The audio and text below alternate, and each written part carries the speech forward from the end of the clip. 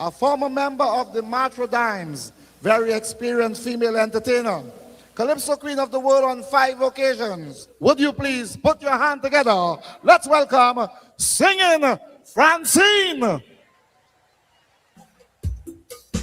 Thank you.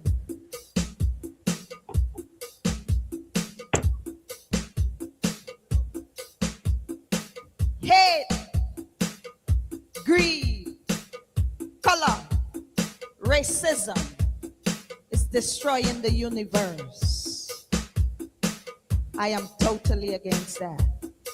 The title of my song, Equal Rights. That's my contribution for the evening, ladies and gentlemen. 1, 2,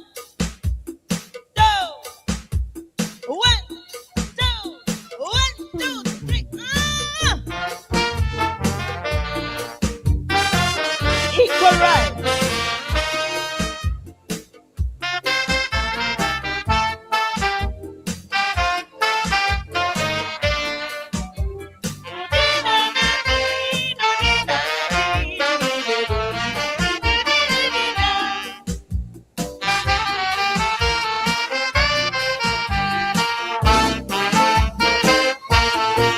I've studied days and nights, I've studied blacks and whites on the question of equal rights. I say I studied days and nights, studied blacks and whites on the question of equal rights. Well, after careful consideration, meditation has brought me to one conclusion. The old, the young, the weak and the strong, only fighting a battle of equal wrong. Because everyone is born equal, with an equal right to be born.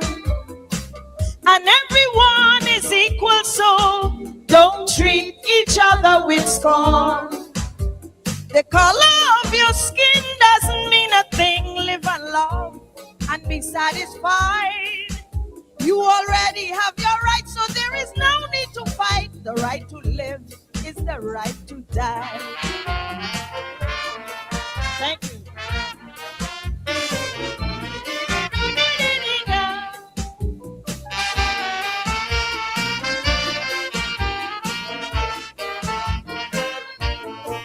It is a simple case that we cannot be faced. We all belong to the human race. So you can tell your bud, we all are made of mud, equivalently equal by flesh and blood. So what's the use of all this confusion, discrimination and fight for worldly possession? The rich, the poor, the weak and the small are equal in size when the master call. That's right. Everyone is born equal, with an equal right to be born. And everyone is equal, so don't treat your brother with scorn. We have the same earth to live, the same life to give, and yet we will not unite. We ought to be ashamed to play a dirty game and then talking about equal rights.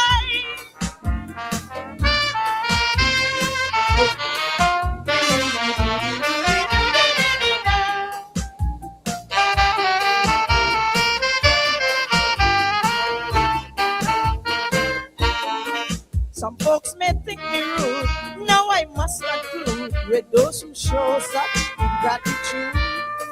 The breath of life we share, the sun, the moon and air, are equal rights given to us here. We may not be the same in culture, skill and name, or in habits, fortune and fame.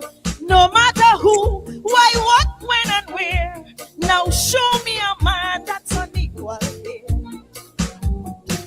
Everyone is born equal, with an equal right to be born. And everyone is equal, so don't treat each other with scorn. No matter what you possess, well, you don't have to guess. The master said, let there be light. Someday you will agree, just take time and see. Everyone has an equal life. Boom, boom, boom.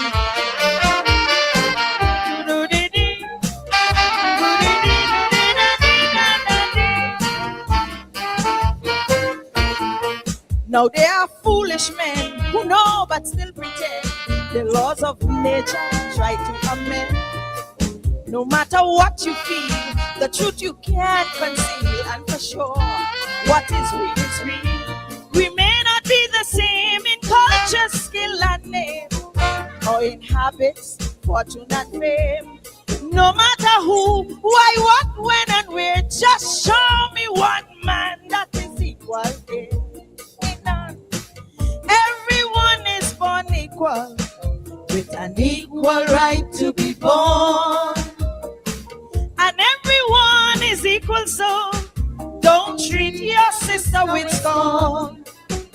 We may differ in looks, in language, in shape, in ways, or even in height.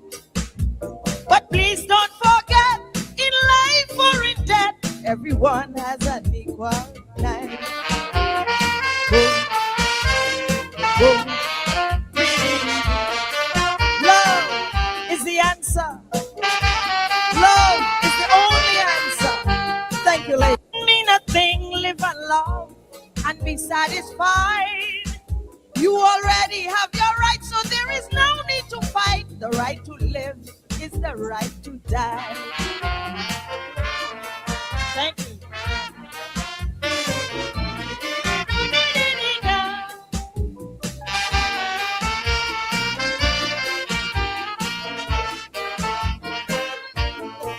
It is a simple case that we cannot be faced. We all belong to the human race. So you can tell your bud, we all are made of mud, equivalently equal by flesh and blood. So what's the use of all this confusion, discrimination, and fight for worldly possession? The rich, the poor, the weak and the small are equal in size when the master call. That's right. Everyone is born equal, with an equal right to be born. And everyone is equal, so don't treat your brother with scorn. We have the same earth to live, the same life to give, and yet we will not unite. We ought to be ashamed to play a dirty game and then talking about equal right.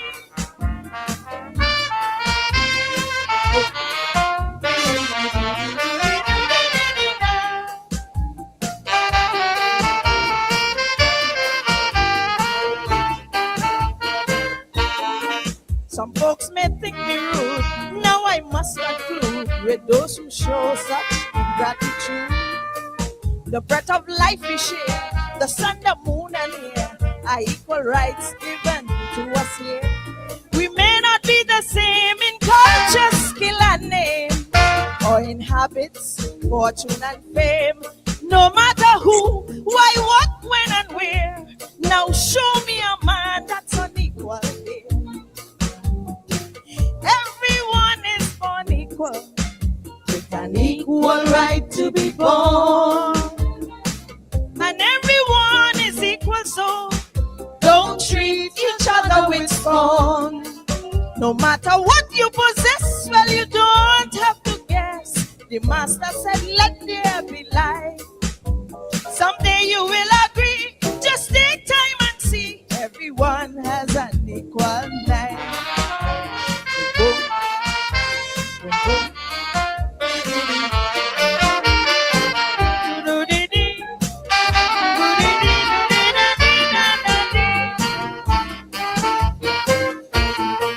Now they are foolish men who know but still pretend. The laws of nature try to amend. No matter what you feel, the truth you can't conceal. And for sure, what is real is real. We may not be the same in culture, skill, and name, or in habits, fortune, and fame. No matter who, why, what, when, and where, just show me one man that is equal here. Everyone is born equal, with an equal right to be born. And everyone is equal, so don't treat your sister with scorn. We may differ in looks, in language, in shape, ways or even in height. But please don't forget, in life or in death, everyone has an equal life. Boom, boom. Love is the answer. Love is the only answer. Thank you, ladies and gentlemen. Oh, tell it to the world. Go tell it to the mountains that when God was giving gifts, He gave us West Indians, black people, enormous gifts. One of the sweetest voices to have graced this earth. Right up there, singing Francine. Right up there with Miriam Makeba. There are others, but that voice soaring across the Caribbean Sea, from island to island, from little outposts to little outposts, telling us everyone is born equal. That message must only come from the darkest among us and from these little islands called the West Indies, the old West Indies that we now call the Caribbean. Only we can speak to the world with such authenticity, reminding the world that everyone is born equal. We plea, we plead. We sing, we dance. Always saying something to the world to make it look up and acknowledge the beauty of humanity. Always when we speak and when we sing, the beauty must overcome the beast among us. Good evening and welcome to Politics 101. Apostle London is here, and we're going to talk tonight as we have to do, because the language we exert, the language we pull from deep inside our Caribbean belly, is a language of hope. Martin Carter said, only hope. The kind eagle soars and wheels in flight. It is not easy to be free and bold. It is not easy to be poised and bound. It's not me, it's Martin Carter. So river flow, drench not my pillar feet. So river flow, collapse to estuary. Only the heart's life, the kind eagle soars and wheels in flight. The knife of dawn, Martin Carter talks. The dawn of a new day, a new era, always. Brother Jimmy Cliff is going to be laid to rest in 2 days. He says, many rivers to cross, but I can't seem to find my way over.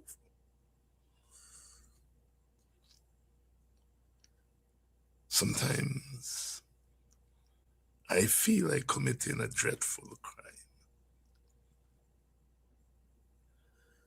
Always crossing rivers, whether it's the rivers of Babylon or whether we say down by the riverside, when it snatched us from our homeland and brought us to Chatterland, we began to cross rivers. Whether it's swimming back to Africa when it's over, the Kanji water. We're always crossing rivers and opening up new vistas for ourselves and for those who came after us. Sometimes we do it without thanks. Sometimes those whom we free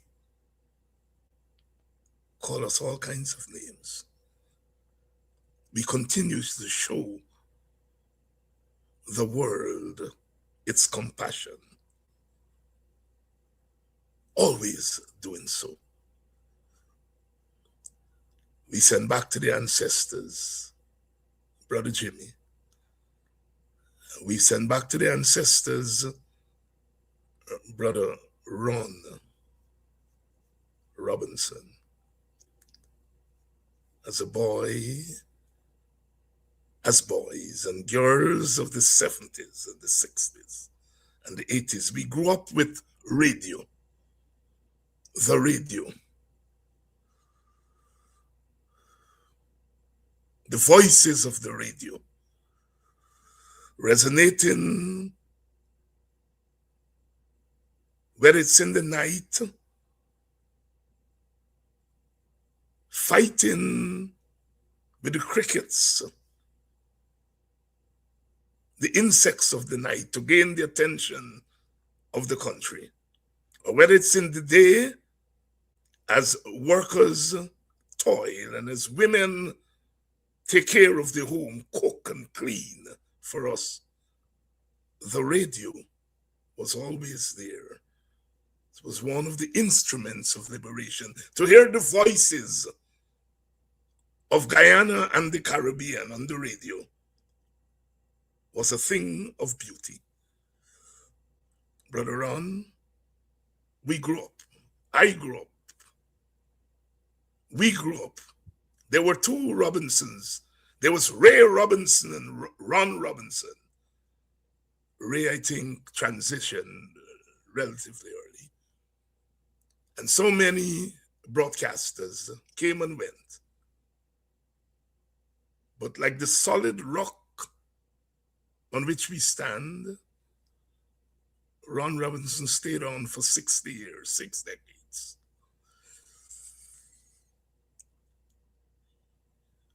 He has gone with the ancestors. I met with him a few times. The last time must have been about 2 years ago. He called me and said he was emceeing at Christopher Ram's birthday party, and he wanted to roast him.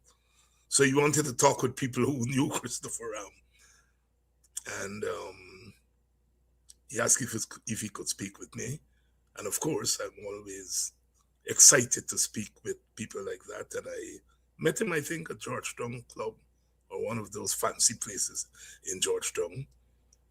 And before we began to talk, he started to tell me of his family's son had come in to give him a message. And then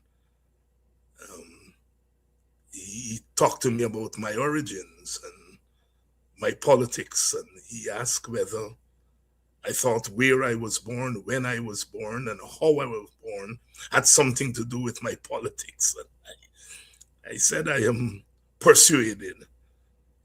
And what was supposed to have been a 15-20 minute interview turned into a conversation that lasted for almost 3 hours. And I was very glad. I didn't know then that he was that sick and moving on, as we must, swimming back to Africa, swimming back to the ancestors. Love you, Ron. Guyana may not be always thankful for its blessings, but in times of death, we look up and we say, it's good to be a Guyanese. It's good to be a West Indian. It's good to be black. Good to be black. Walk good, my brother, walk good. Rasta man say, Rasta woman say, one bright morning when my work is over, I will away home, fly away to Zion. Congo with the drum, the shoulder and the feet. Congo Creole, one be one. See them a go away, one be one. And the griots of old, those who taught people like me how to walk and talk, but not to talk to big men and big women anyhow.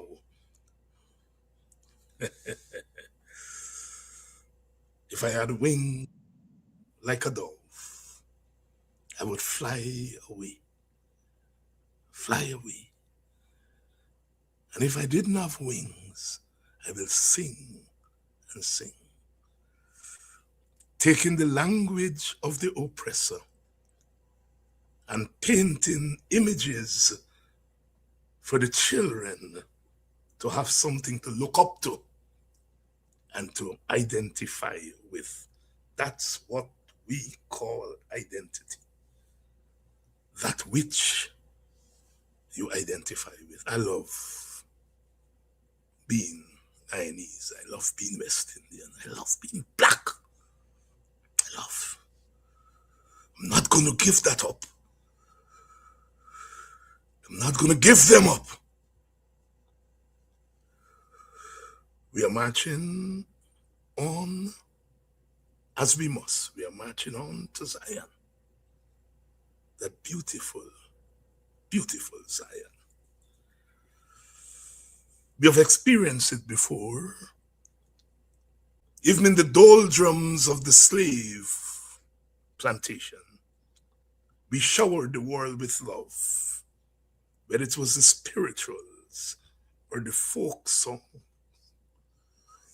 Always using our minds and our bodies to express ourselves. We rub them the wrong way sometimes, but always we teach them love. You all know that I'm having a little tangle with my comrades and friends and the constituents, because word is dripping down that the vice president may be ill, and I send love to him, urging him to get well. I call him my brother. If indeed in his time of stress, I say, brother, I love you, get well.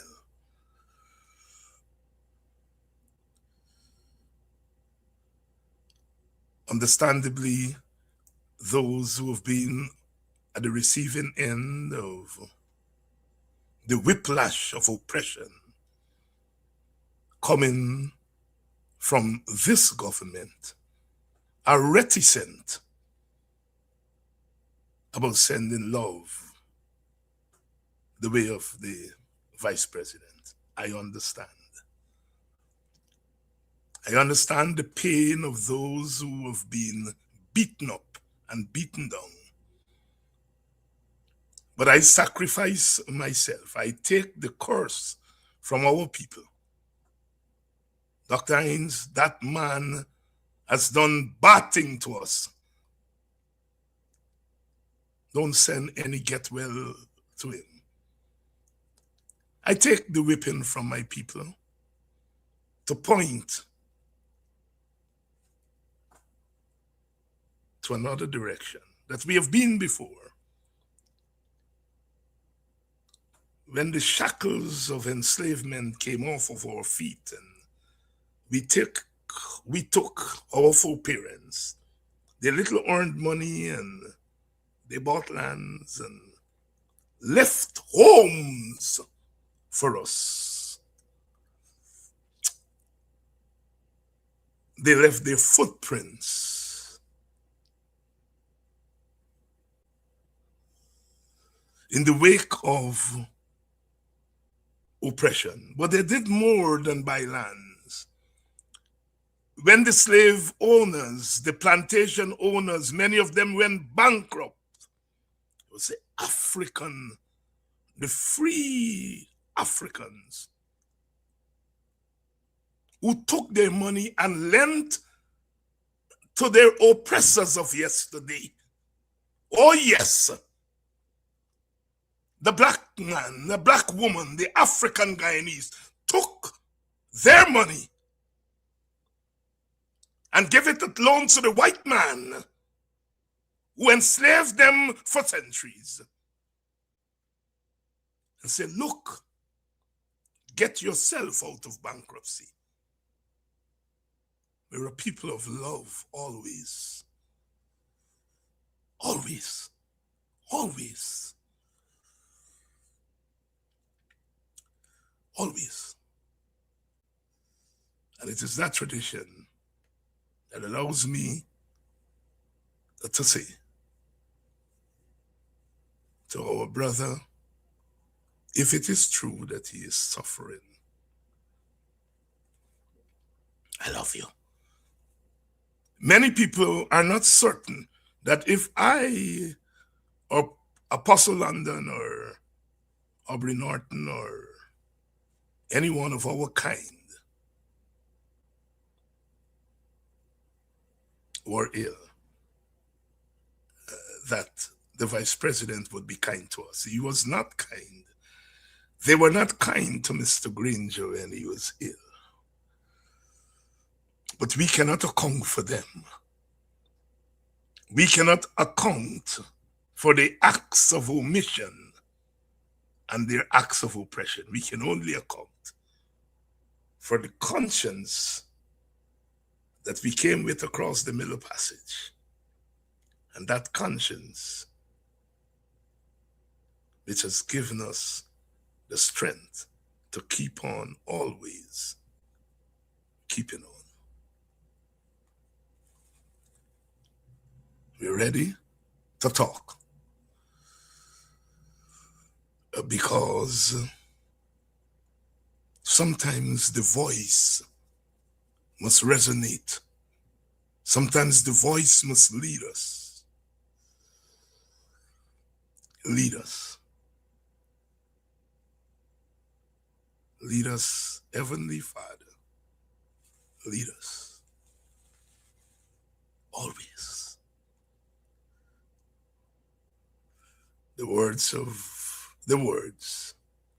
of one of my favorite Anglican hymns used to be 217 in the old Anglican hymnal. When comes the promised time that war shall be no more, and lust, oppression, crime shall flee thy face before.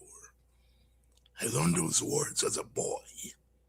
I remember Quayana pointing it to me, said, David, that's a revolutionary hymn. And I couldn't, in those days, connect it to hymn and revolutionary.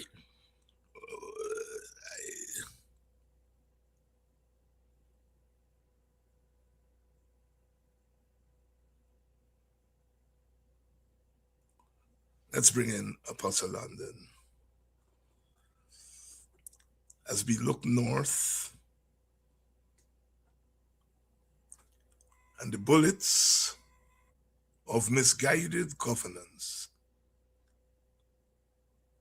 rings out in Rhode Island among the children. Another shooting, another political shooting. I respect the Christians. I respect the religious people who say, when God is ready for you, you got to go. But I think those two young people who perished yesterday at Brown University, God wasn't ready for them. I am prepared to face the wrath of God when my time comes if he thinks that I'm blaspheming. I'm prepared to face that. But I don't think God was ready for those two young people. I don't think God was ready for those who perished in Australia. We must know political violence and call it for what it is. I don't think God was ready for the 80 million people that were brought across the Atlantic, many of them who perished, whose bones are there at the bottom of the Atlantic Ocean and at the bottom of the rivers of Babylon. Brother Edgar Methalza, one of our celebrated authors, that novel, My Bones and My Flute, set along the Berbice River. My bones and my flute. God wasn't ready for those souls.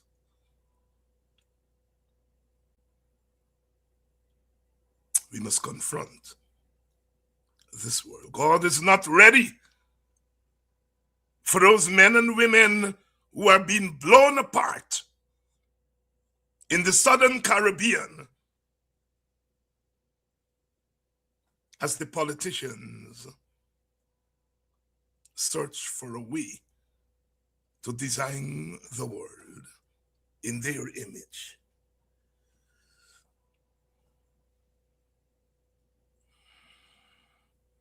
God spared the lives of those passengers in the JetBlue flight that almost lost their lives as the JetBlue plane lifting off from Curacao almost collided with an American military plane. Oh God, our help in ages come.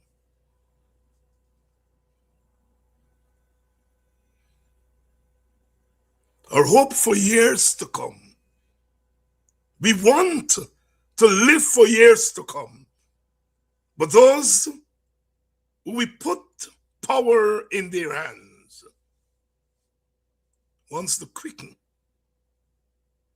the demise of our sweet today.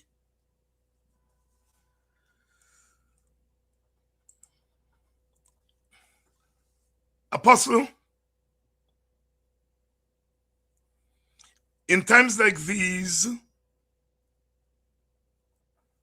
I call on you and those of your calling.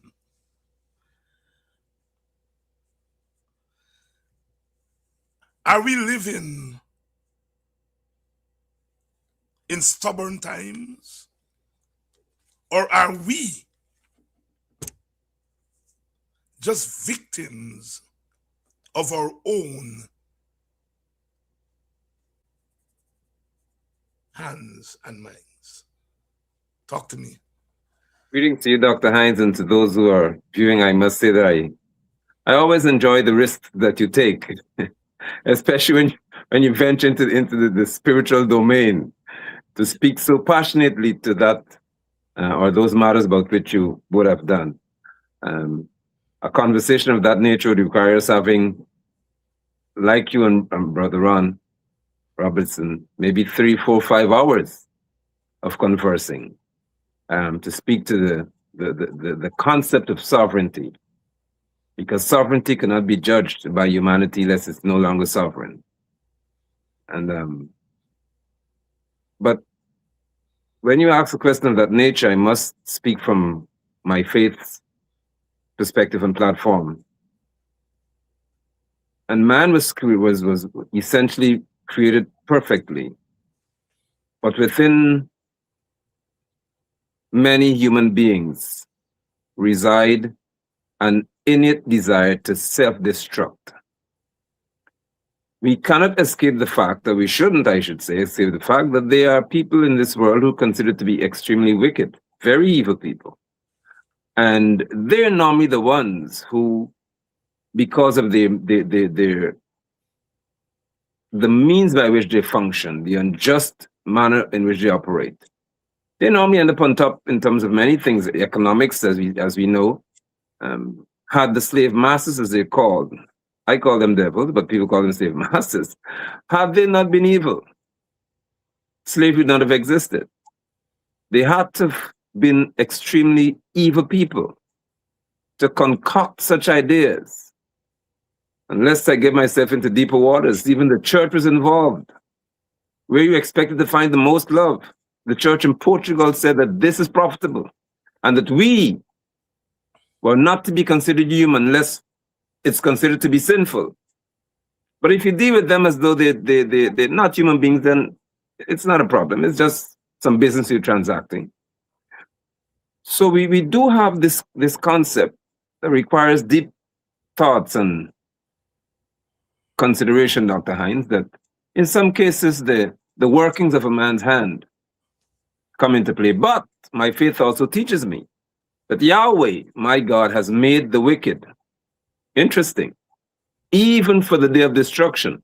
So there's some people, according to my belief, who were created to be as wicked as they are. Because in the absence of such wicked men, how would we know that there's a God to whom we should cry when we need help? In the absence of such evil, how would we understand the power of loving? How would you understand the ability to forgive and to be merciful? Wait, don't make me preach now, so I might as well stop. Apostle London here tonight. Apostle London, there is so much that is swirling around as we enter for most of us, the period of goodwill when the Almighty sent His only begotten Son to wash away the sins of the world so that we may live. We call it Christmas. It is religious, it is cultural, and one expects that as we move into this time, there will be a break from the politics of hate, the politics of oppression. And here we are entering this period with our people sitting in limbo, because they heard the promise from their government that part of their own patrimony will be given to them, will be made available to them so that they can take part in the festivity of the season. And they can do so with a full belly, which then will translate into a full heart. Dr. King always said the material and the spiritual, they're interlocked. And here we have our people waiting. There's a play called written by Samuel Beckett called Waiting for Godot. It's a one character play, and this man is waiting.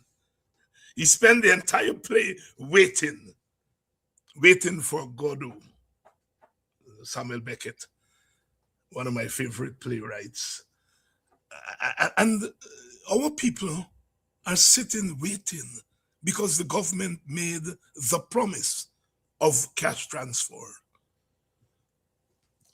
Bring to life for us, my brother, this symbolism of this moment, but also the actuality of it, because there's symbolism and there is essence. something, something, something is not right with where we find ourselves. Talk to us about this cash transfer and the people waiting and the government promising. Conjure up it for Yes. us.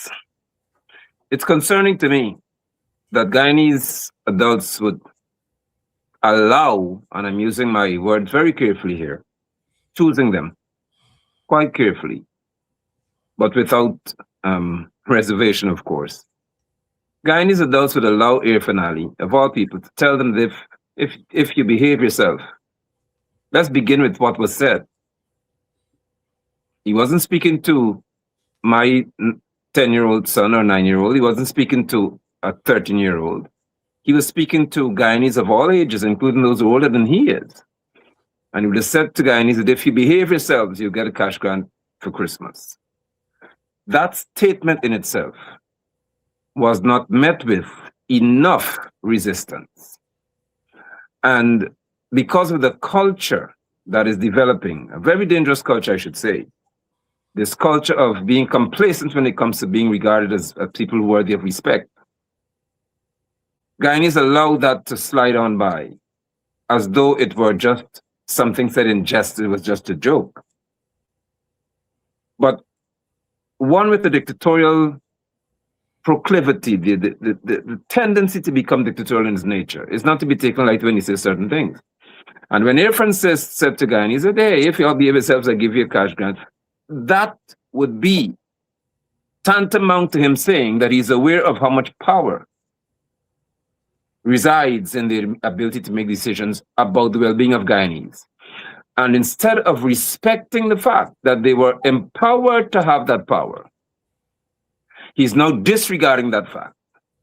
And people are left wondering now, what happens to us? How do we navigate this world in which we now find ourselves called Guyana, where that which is rightfully ours is now appearing to be that which we have to plead and ask, petition, grovel at the feet of those who have. But let me just present this to you all as well, Guyanese people. Unless you follow closely that which we earn, you may not understand carefully what Air is doing and Barra Jack and others. In just up until July of this year, I think it would have been, we would have earned from oil alone $2.75 billion US dollars within 8 months. 540 plus billion Guyana dollars. The question, therefore, is, Dr. Hines, where does it go? Where did it go? Where is it going? What are they doing with this money? And I'll use a term tonight that hopefully others would comprehend. There are certain ministries and areas and of our society in which the PPP would have figured out that those are the areas where you are able to sift money very easily. Infrastructure, healthcare, of all things, education. Look at how many schools they claim to construct. These people are so amazing that they constructed what they claim to be hospitals to the tune of hundreds of millions, billions of dollars without proper staffing. Because that is what they're showing Guyanese. Say, listen, there is development, but for whom? For what I say to us, and I'm happy to ask the question, Dr. Hines, that while Guyanese are wondering whether they'll get this cash grant, we must not forget that in what is considered to be one of the most rapid growing economies in the world, we have a 10% increase in poverty in our nation. What can cause a nation to rise from 48% to 58% of its population being below the poverty line, while you are considered to be the wealthiest nation in the world per capita? I'll tell you what. It is an act of gross disregard for the value of people in your country. And Irfan Ali has no intention, if you ask me, of ensuring that Guyanese benefit from our patrimony. Because I will say this, and I have to say it consistently, that the day Guyanese are empowered economically, the PPP would no longer exist. And they know that. There must be a culture of always begging and hoping and appearing as though the life of this nation and our people lies in the hands of those. Well, we have to arise and demand what is rightfully ours and go to whatever extent it takes to send a very clear message that we shall not be treated as though that which we own is controlled by those who have been empowered to lead the country. Mustn't happen. Apostle London, you've taken us to a place that I've been very hesitant to discuss. And you talk about the developing culture. I have given solidarity to the Guyanese people who are mainly opposition supporters, who are mainly African people who are sitting and waiting for this cash transfer. And I given my solidarity, the APNU and WPA, where I belong partisanly, have given our solidarity and say, give the people what you promised them. But even as I do that, like you, I am worried about this culture. When Professor Thomas first introduced the concept of cash grant, people said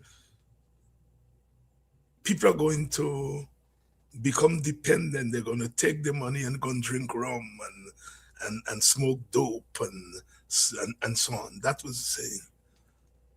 But we have lived to see that that did not happen. What has happened is that the government has used the cash grant as a way of herding our people. And our people,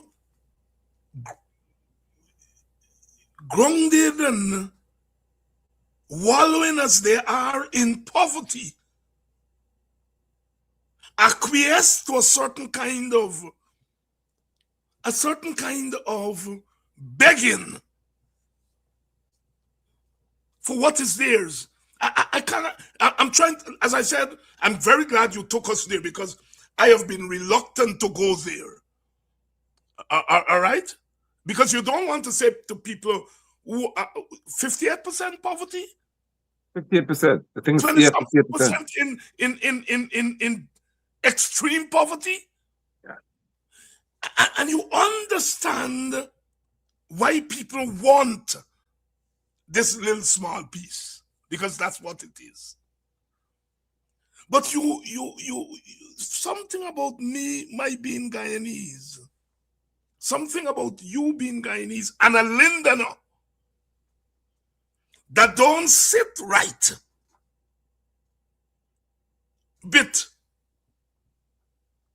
Our people being made to grovel, and our people, I don't want to say acquiescing to groveling, but certainly, as you point out, turning a blind eye. I'd say this, I remember as a small boy, Burnham coming to Buxton and they vote fee, and he came to Buxton. And they're telling me, you know, he's not doing enough for Buxton and so on. And he calls them, you go, Sidney King, like, what I do for you? And I remember the big man led by a man named Tete said, you know, if he had, he would have given you all. But that's beside the point. We elect you. Right.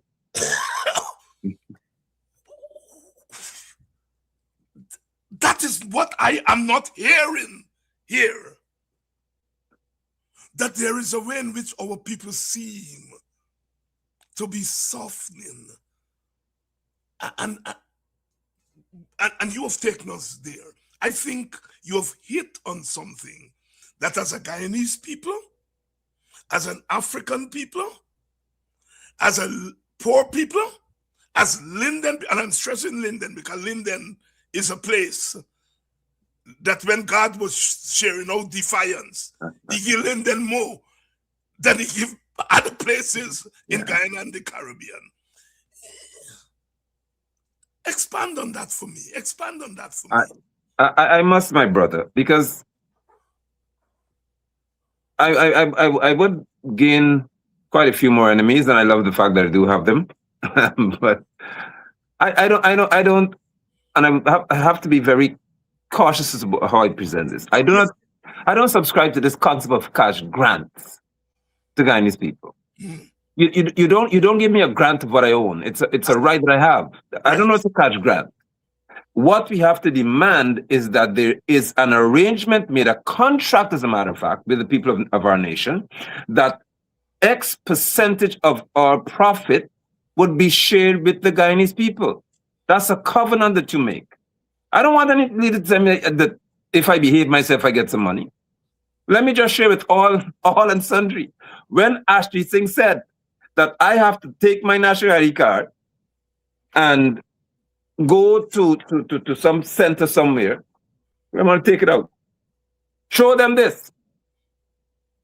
They see my photograph and say, take it to register for cash grant. I said, and I'll use the word, hell no. You're not talking to me. You cannot make me. I was born in Linden. Maxwell Ali is where I grew up. Christianburg. You can't tell a grown man like me I have to do anything to get anything from you. And I refuse to accept the $100,000 because of a principle. Don't tell me that I have to do anything to get what is rightfully mine. More so, don't make me feel as if whenever you feel like you give me what is mine. No.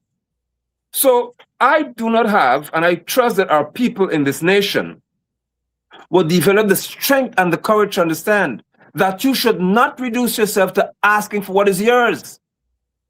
Irfan Ali, Bara Jagger, and others were not elected to choose whether they'll give me what is rightfully mine as a Guyanese.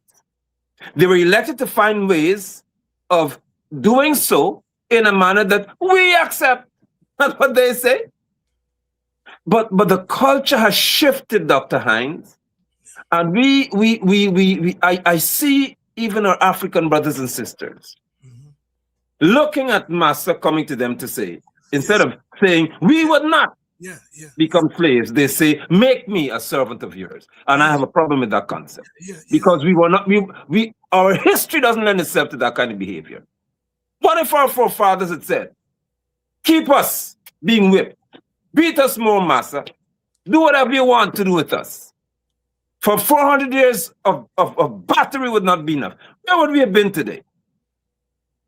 Where would we have been if some of our indentured servants, the indentured servants, didn't say, well, we don't like Massa either because of what he's doing to us.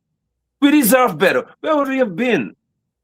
We have to resurrect the culture of resistance in order to survive.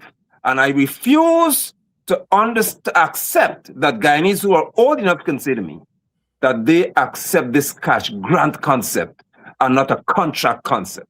There has to be a contract, a covenant made with even the unborn of our nation, that you are entitled to that which have come out of our ground because it's your right to have it.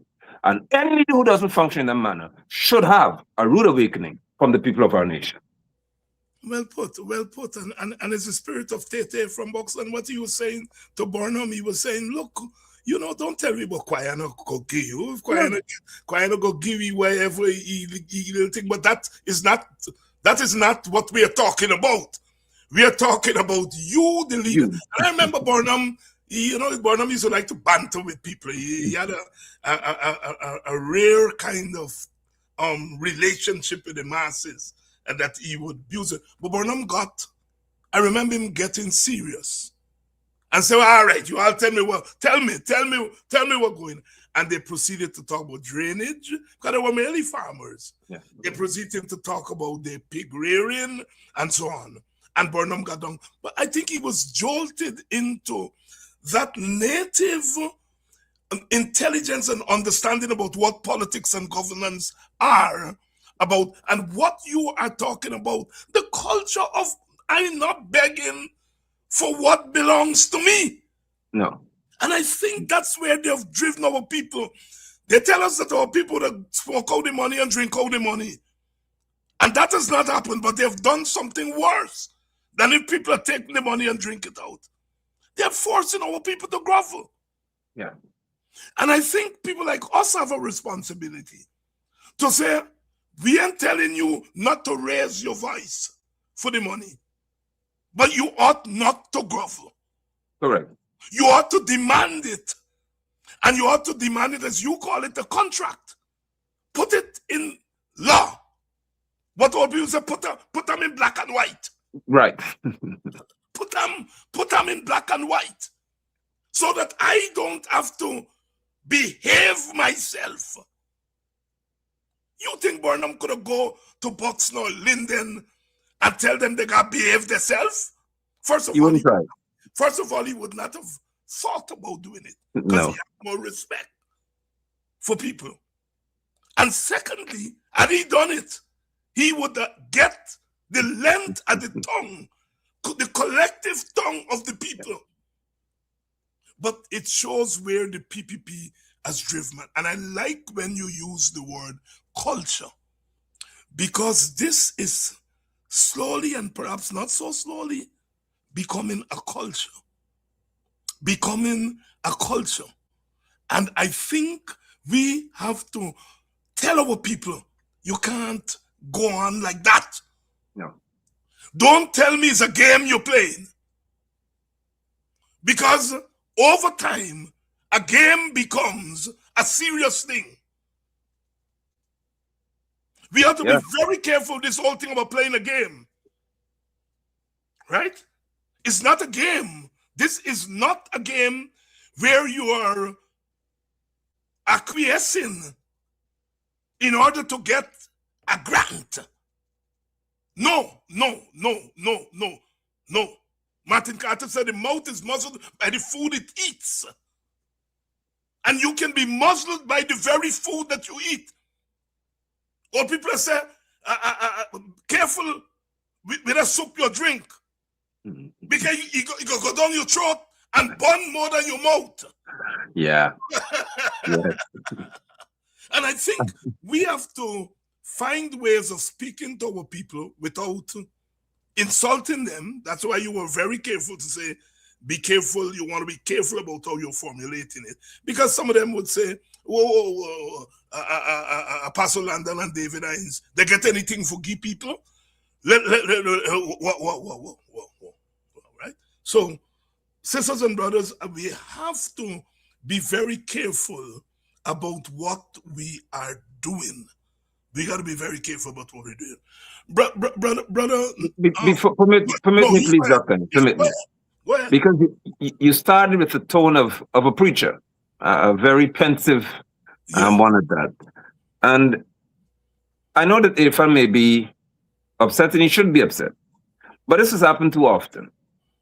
And this, I'm speaking here to the. I don't celebrate Christmas, by the way. Because of the what happened to my forefathers. Right. The only time when they were allowed to eat certain things and wear master clothes was you see, when I understand history, certain things don't pass well by me. See, if they were free to be who they were, then fine. But nobody's going to impose some religious concept on me and then beat me the next day. When you party with me last night, then tomorrow night it looks again after Christmas is over. I'm not going to do that. But there is a great percentage. Actually, there's a census of 2012, I think it would have been somewhere around there, where 55% of our population would have identified as Christian. Now, this is critical, Dr. Hines. 55% of this population identifies as Christian. How can a president who knows that decide that the best time of year to punish you, when he knows they spend the most money at this time of year, people try to buy so many things and gifts and share love, as you spoke to it, he decides not at Pagua, not at Eid. And I'll tell you what I have to tell you tonight, Irfan. I'm talking to Dr. Isaac, so put it on me.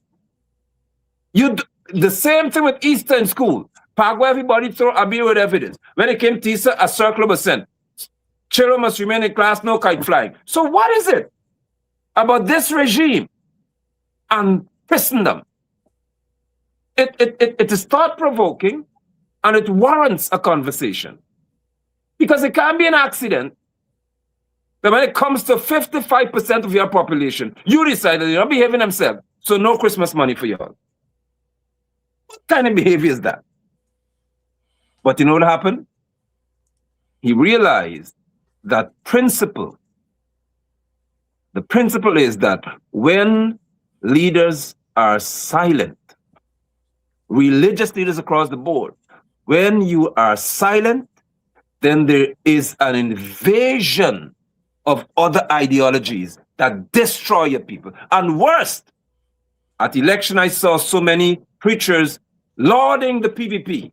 They weren't speaking to, there must be fairness and equity, and it's wrong for them to utilize state media as much as they did. And I guess we get into all that. No. They said, what you did, Irfan, is good, and we have your back. Now, that is why he now believes that he could do whatever he wants, whenever he wants, even at a time when the churches across this country expect to have a season of goodwill and cheer. I had to say that. Forgive me. And well said, my brother. I was just about to take us there to say you and I were part of the conventional politics in the election season, and given our ideological origins and trajectory, we are always having to contend with the limitations of the formal electoral culture and our own understanding of how politics and governance work. In some instances, we muzzle ourselves in order to make sure the thing has gone smoothly. Talk to us about how you were able to navigate the limitations of electoral politics and the hope and profundity of your own ideological origins and trajectory. I love that, Dr. Hines, because it required a level of maturity, I think, and I credit it to my father, Errol London. I hope he's watching. Daddy has an amazing way of how he functioned, and he taught me this. How do you navigate and cautiously function in a space where your principles and your ideologies are not so affected that you become another person, but you respect the fact that the circle in which you find yourself, which would be elections at that time, didn't warrant one of a particular strength in one area, but weakness in that you don't understand that you're dealing with a wider array of people and a broader spectrum of personalities. So I was able to ensure that which I stand for and stand on would not have been compromised in any way. But in another area, I recognized that what Guyana needed at that time would have been voices of courage and strength. And voices, as I said then, that when we look forward, we'll say that, hey, there were people who told us about it, who warned us that if we are not cautious and careful, then Irfan and Barrett and others will deceive you. So they'll promise you things and they'll say that they care about you. But then if you're not cautious and you choose to go down this path with them, they'll become exactly what they've always been. And so now I am at ease mentally to realize or to really accept the fact that some of us were used as horns and sirens to warn and to say, do not go down this path, lest you find yourself in hot water in the end. And that helped me to go through that process, as I said. And I've learned to compartmentalize. I typically, my head is big, so I have chambers in here. And I know that there's a part of me that can speak to something, while the other parties do not address that right now. Do not address it. And I know that our culture, I use the word culture again, even our electoral culture, doesn't lend itself to consistent truth because we were trained to vote for who we like, not who tells us the truth. And that has to change very quickly. Yes, yes. You know, Walter Rodney used to say that a scholarship had a political objective. Yeah, I like that. Oh, yeah. And so he saw himself as a gorilla in academia. Yeah, So the academy was a means to an end. And they had coined the term scholar activist and activist scholar. And so you find people like himself and Clive Thomas who dedicate their scholarship towards a political outcome, as opposed to those whose scholarship, great scholarship, I may say, but it was an end in itself and not a means to an end. And I think, that helps us, that concept helps us when you mount an electoral platform and know that, you have to go 3/4 sentence rather than go the full right, sentence. right. And you have to find ways and mean of folding the whole sentence in 3/4 sentence and so on. But I wanted to get that in with you precisely because of your own politics and your own activism going into the election, and wanted to sound you out about how you think, because part of the thing is that radicals sometimes believe that you gotta leave the formal politics to them. All right. And I know my generation made that mistake. We ain't worrying. They used to call it, what they used to call it? They used to call it once every 5 years democracy. They used to say it's a democracy for once every 5 years, and so on. And I remember Clive Thomas saying, but we cannot surrender the right to vote to people because many people died for the right to vote. That's right. We can't call it bourgeois democracy because bourgeois people and die for the right to vote.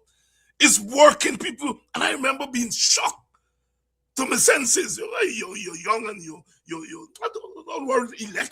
Elections are not important. We have to revolution and so on. Yeah. And Clive Thomas, God bless him, said there ain't no bourgeois democracy. Bourgeois and rich people and die for the right to vote. The right to vote is poor people who died for it, and we gotta claim it. Thanks, my brother, for steering us in this direction. Let's stay on election because the EU, they gave a preliminary report and then later on a full report. And in many regards, the report that they gave is the same old story. But for some reason this year, it had a different resonance because they used a methodology that was different. They did not confine the election to election day. Right. And you referenced it earlier, the use of the media and so forth. So they use a broader methodology. And so therefore, in a sense, introduce us to a new definition of what free and fair elections are. But the European Union comes every 5 years, they observe and they go back to their country. How can we, as Guyanese, and now I'm talking about Guyanese activists, yourself, myself, others, the formalists and the non-formalists, how can we use this opening that the European Union has given? Of course, it galls you, it galls me that white people say what we know is right. And then when the white people say it, then we open the eye. And we have been saying it forever, and it never got the, But apparently that has been our lot. Our novelists and them had to go back to England and publish the novels there before we start reading them as novels in the Caribbean. And the story go on and on and on. But tell us what we activists have to do now with the opening that the EU has given us. Thank you so much for that, Dr. Hines. And indeed, you're so right. In many cases, I view the EU, the European Union's report, as an echo of what was said by many of us on so many platforms. We spoke to systematic rigging. We spoke to the fact that years ago, the PPP began to prepare themselves for September 1st in terms of how they rigged systems. Registration of Births and Deaths Act. They rigged the system. And the EU, I'm so grateful that the observers saw through them and noticed what they were doing.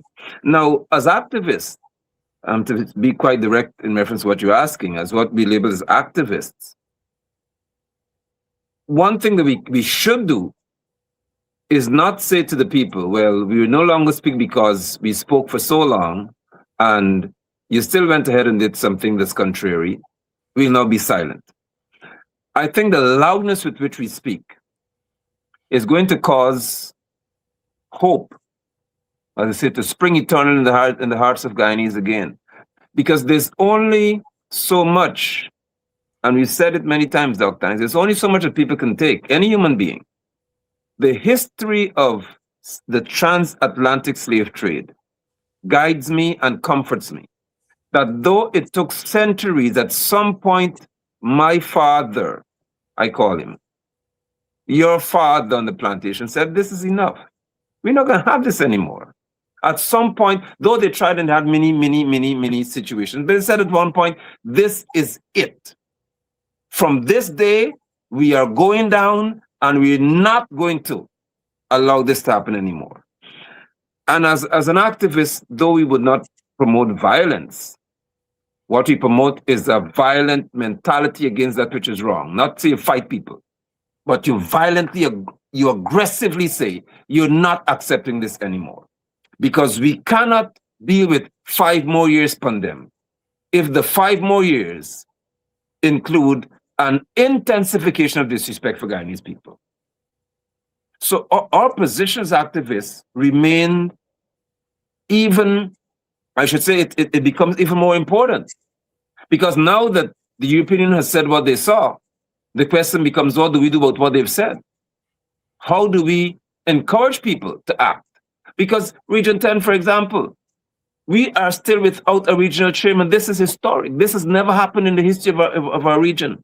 We are functioning without a regional chairman, without a vice chairman, and people have lost I should say certain leaders, apparently, have lost the ability to stand and say, well, Linden or Region 10 will not function normally because it's an abnormal environment.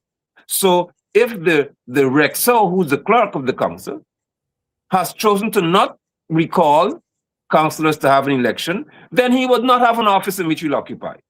He wouldn't go to work. He'd not be allowed to enter the building until this happens. Now, you see, when I speak like this, people start trembling because they don't see the power of activism when activism is the means by which we became free as a people. It's just at what level you function.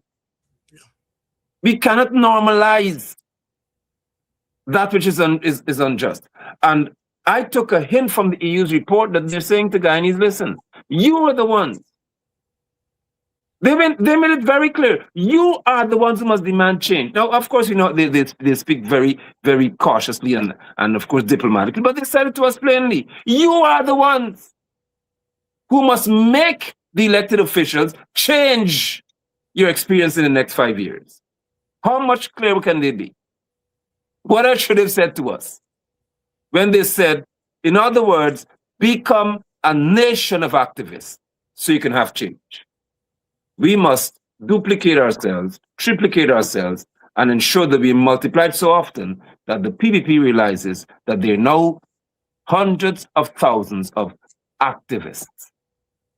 activist Apostle London, Nigel London here tonight, taking us to another level. The elections are over, but the consequences of the election experience are with us. And using the Clive Thomas, I go back to Clive Thomas again, the Clive Thomas model of bread and justice, that we should not trade our justice for the promise of bread. Right. That bread is important. Man must live, and man needs bread to live, but man must not trade his justice for the promise of bread. And I think that is so apt in our conversation here tonight. I remember as a young boy coming into politics having to read that little pamphlet by Clive Thomas, Bread and Justice. At that time, I don't think I understood 100% of what he was saying, but 50% was good enough. And now we are seeing it living out, being lived out, where our people are being bullied to trade their justice for the promise of bread if they behave. And we have to lift our voices. Lift our voices, as the African American Black National Anthem says. Lift every voice and sing. Every voice. Lift every voice. And I think, yes, we are a people of multiple ethnicities. I always say the Amerindian people get beat up the most. But we African people, we have the larger voice. Indian people are being muzzled by the logic of our ethnic politics. Right. They would like to raise their voices, to lift their voices and sing. But the logic of ethnic politics doesn't take them. The burden is then left on African people to lift every voice and sing. This country is depending on us. And we must not do as the Bostonians tell us in their national anthem. Thou wilt not cower in the dust. Do not cower in the dust. African people, to the extent that you fight back, Guyana will fight back. To the extent that you grovel and cower, Guyana will grovel and cower. And I think that's the message. My brother and I, in different, same cadence. I was about to say different words, but same cadence, trying to leave you with here tonight, because we have to do this. Were you surprised, Apostle, that the Private Sector Commission now are trying to tell us that what we see with our very eyes is not what we see? I cannot be surprised, because remember, we're speaking to the Private Sector Commission of the past 5 or more years. They've not been different. And that is because when you have an oligarchy, when wealthy, and for those who are viewing that, of course, when wealthy people control your nation, they're normally found in the business sector, private sector.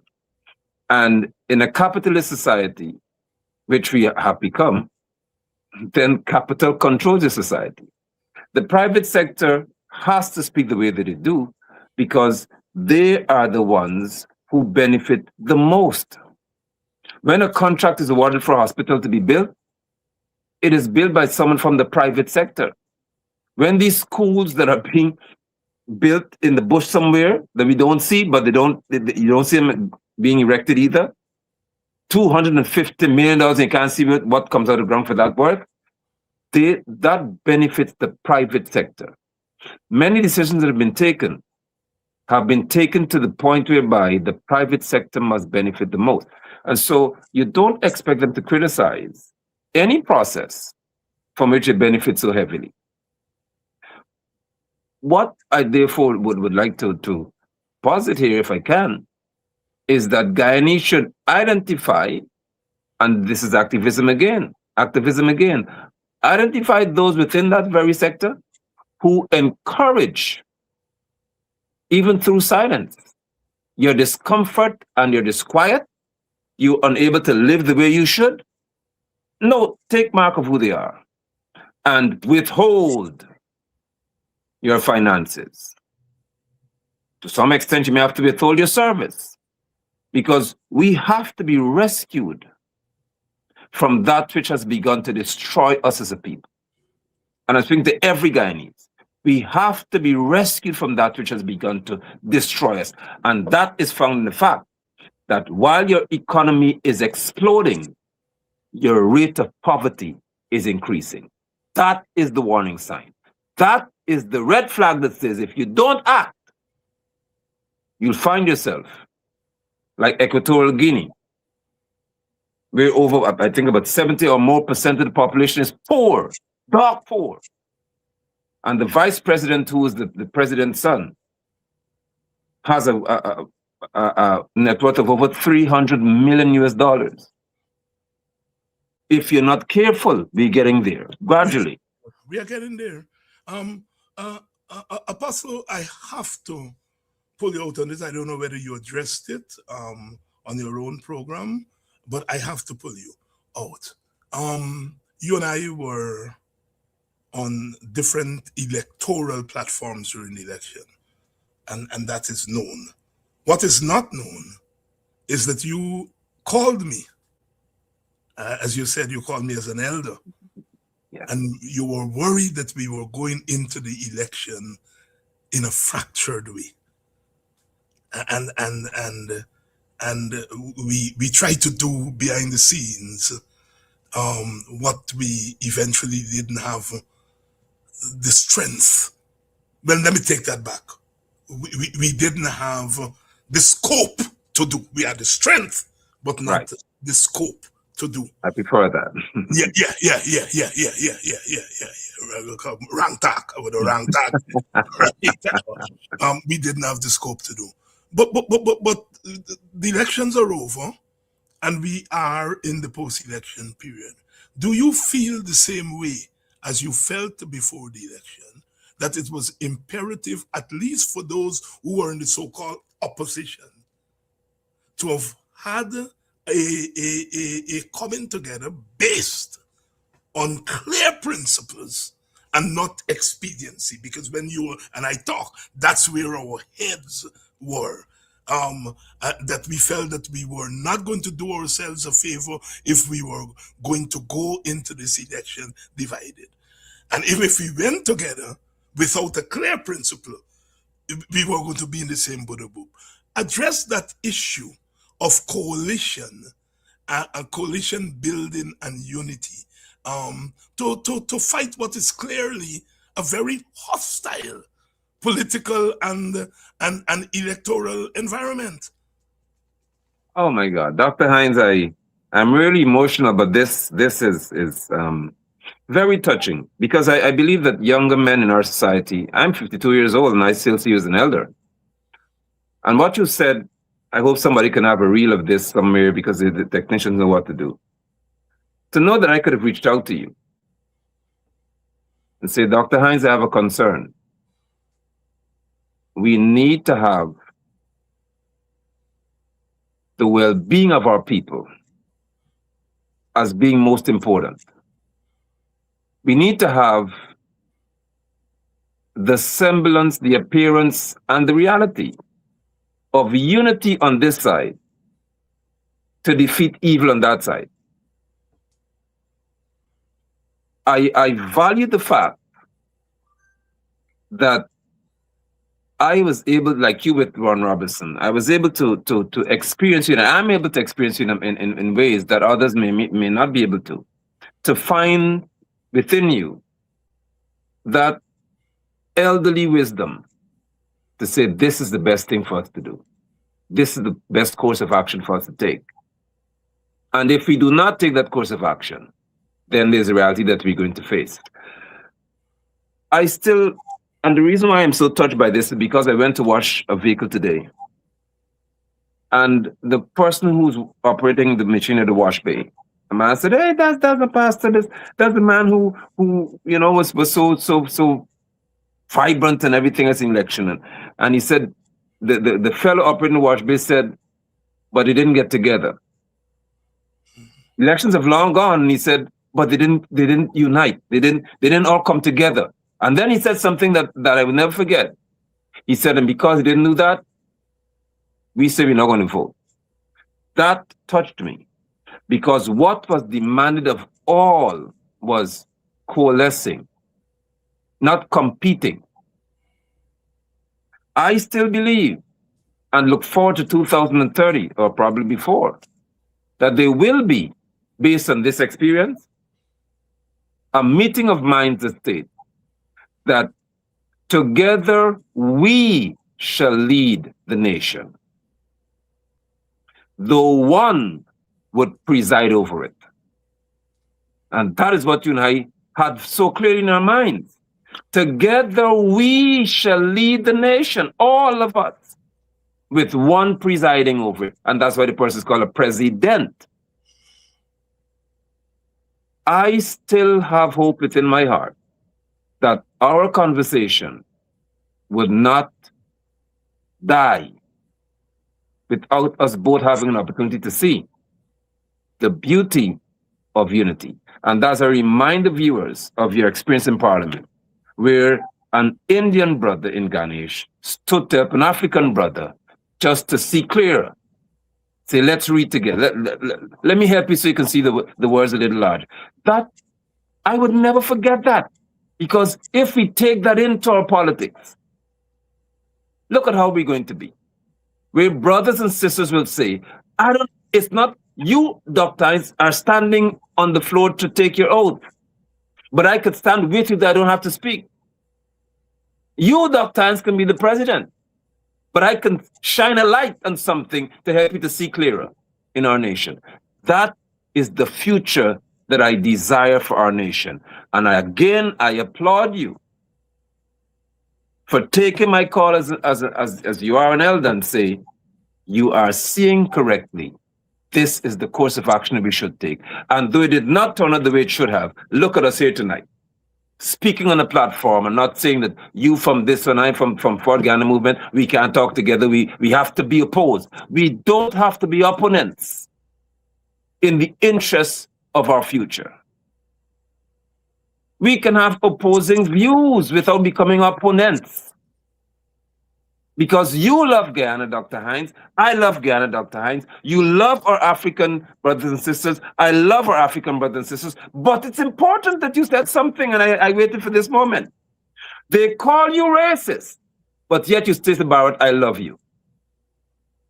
I hope that Bath, Annandale,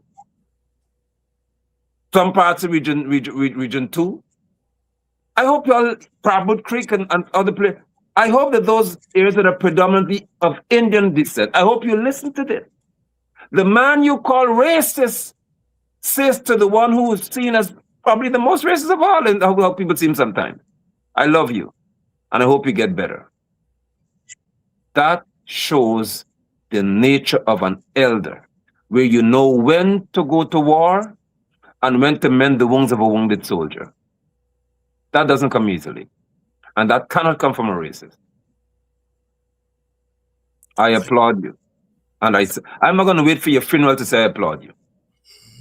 I'm not going to wait until the ancestors, as you would have said, receive you for me to applaud you.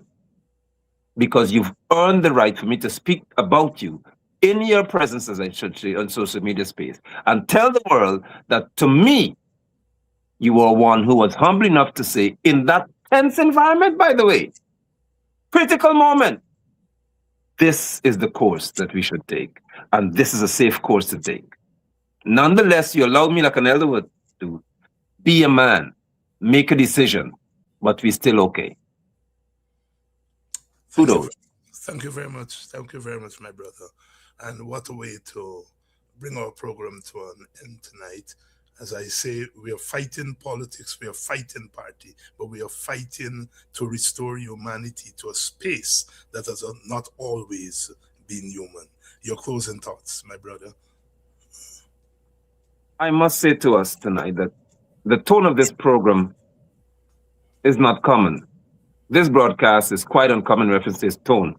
And I'm happy that it is and would have been, because the direction which our nation is headed requires us being quite thoughtful, but also very strategic and courageous. too much is happening in our society. We have a parliament without an official opposition leader. And we have those who call leaders who are playing in our faces because they apparently would like to see how far they can go before we stop them from going there. And our nation, even at this moment, we're wondering what would happen if the US decides that tonight is the night. We were not consulted. There were no town hall meetings. If I didn't see the need to convene or say, listen, let's have a special parliamentary forum to discuss these matters. Our brothers and sisters in Trinidad and Tobago and other places, they're facing so much anxiety, the Caribbean. And we don't have the decency in leadership to say, let us have a conversation that's bipartisan and in the interest of us as a people. We need to have, therefore, a restoration of confidence in what we know to be good governance. And I think it's possible. It is possible when all of us as leaders stand together and we decide that we're not going to oppose each other, but rather we're going to uphold one another and fight at another time. Thank you very much, Pastor Apostle London. Always you bring to this program and to other programs a clarity of thought, a sincerity that is sometimes absent from our discourse. Thank you very much, brother. Thank you, brother.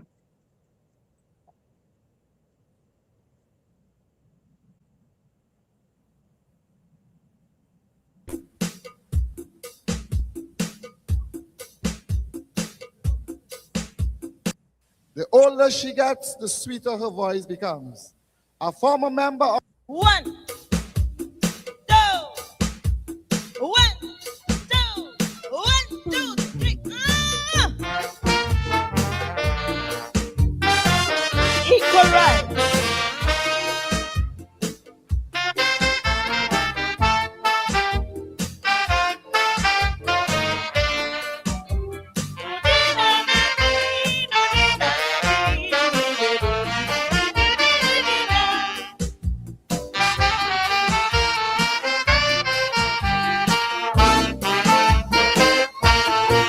I've studied days and nights, I've studied blacks and whites on the question of equal rights. I say I studied days and nights, studied blacks and whites on the question of equal rights. Well, after careful consideration, meditation has brought me to one conclusion. The old, the young, the weak and the strong, only fighting a battle of equal wrong. Because everyone is born equal, with an equal right to be born. And everyone is equal, so don't treat each other with scorn. The color of your skin doesn't mean a thing. Live and love and be satisfied. You already have your rights, so there is no need to fight. The right to live is the right to die. Thank you.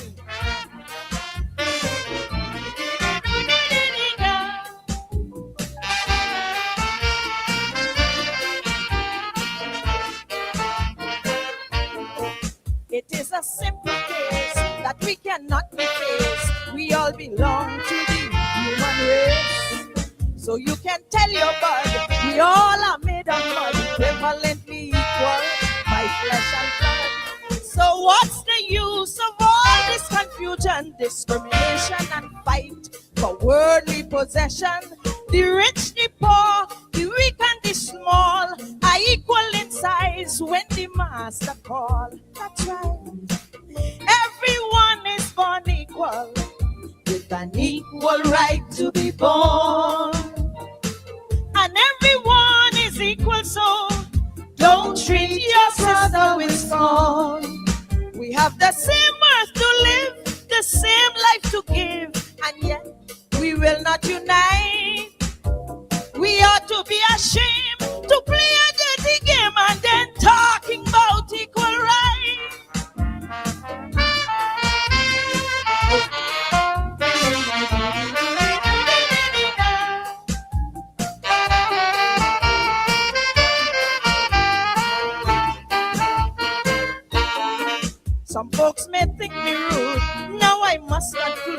with those who show such gratitude. The breath of life we share, the sun, the moon, and air are equal rights given to us here. We may not be the same in culture, skill, and name, or in habits, fortune, and fame. No matter who, why, what, when, and where. Now show me a man that's unequal here. Everyone is born equal, with an equal right to be born. And everyone is equal, so don't treat each other with scorn. No matter what you possess, well, you don't have to guess. The master said, let there be light. Someday you will agree. Just take time and see. Everyone has an equal life.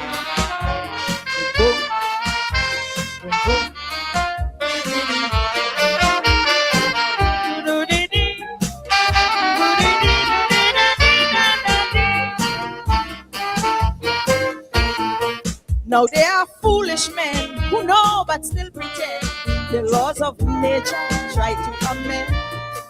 No matter what you feel, the truth you can't conceal, and for sure, what is real is real. We may not be the same in culture, skill, and name, or in habits, fortune, and fame. No matter who, why, what, when, and where, just show me one man that is equal here. Everyone is born equal, with an equal right to be born. And everyone is equal, so don't treat your sister with scorn. We may differ in looks, in language, in shape, in ways, or even in height. But please don't forget, in life or in death, everyone has an equal life.